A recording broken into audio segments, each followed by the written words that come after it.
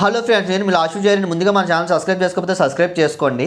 అయితే ముఖ్యంగా మనం కొన్ని విషయాల గురించి అయితే మాట్లాడుకోవాలి. ఏదైతే భోగాపురం ఎయిర్పోర్ట్ గురించి అయితే అటు నాయుడు గారికి ఇటు రెడ్డి గారికి పెద్ద రచ్చ జరుగుతుంది. ఇద్దరి మధ్య పెద్ద వారు కూడా కొనసాగుతుందని చెప్పుకోవచ్చు. నేను కట్టానని చెప్పి ఇద్దరి మధ్య అయితే వారు కొనసాగుతుందని చెప్పుకోవచ్చు. అయితే ముఖ్యంగా మనం కొన్ని గమనించుకోవాలి. అసలు ఈ ఐడియా ఎక్కడి నుంచి వచ్చింది, అసలు ఎవరు తీసుకొచ్చారు ఈ ఐడియా అనేది చూద్దాం.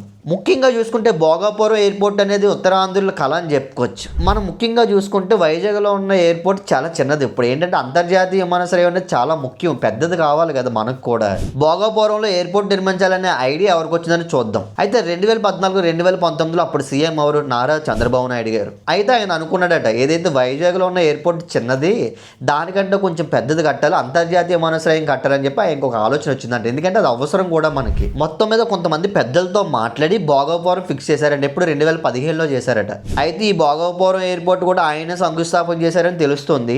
అయితే ఇక్కడ ఒకటి గమనించాలి, ఆయన ఆలోచనలకు అయితే మనం కొట్టి పారేయలేం. ఎందుకంటే ఆయన ముందు జాగ్రత్తగా ఆలోచిస్తారనే విషయం అందరికీ తెలిసిందే. ఏదైతే ఈ భోగాపురం ఫైనల్ చేసిన తర్వాత భూసేకరణ చేశారో ఆయన మాస్టర్ మైండ్తో మొత్తం అంతా సెట్ చేస్తారనమాట. 2019లో ప్రభుత్వం మారిపోయింది. అప్పుడు జగన్మోహన్ రెడ్డి గారు వచ్చారనమాట అధికారంలోకి. ఆయన ఏం చేశారు, వచ్చిన తర్వాత కొన్ని మార్పులు చేసి జిఎంఆర్ కంపెనీతోనే కంటిన్యూ చేయించారనమాట వర్క్ అయితే. అయితే మొత్తం మీద ఏం జరుగుతుందంటే అటు టీడీపీ శ్రేణుల మధ్య అటు వైసీపీ శ్రేణుల మధ్య పెద్ద యుద్ధమే జరుగుతుందని చెప్పుకోవచ్చు. మేము చేసాం అని చెప్పి పెద్ద రచ్చ జరుగుతుంది. దాన్ని మనం దృష్టిలో పెట్టుకొని మాట్లాడుకోవాలి తప్పించి అనవసరంగా పెద్ద పెద్ద రచ్చ చేయడం అనవసరం అనిపిస్తుంది నాకైతే. అండ్ ఈ విషయం మీద మీరేమంటారో కామెంట్ చేయండి. అలాగే మన ఛానల్ ఫాలో చేయడం మర్చిపోద్దు. జై హింద్.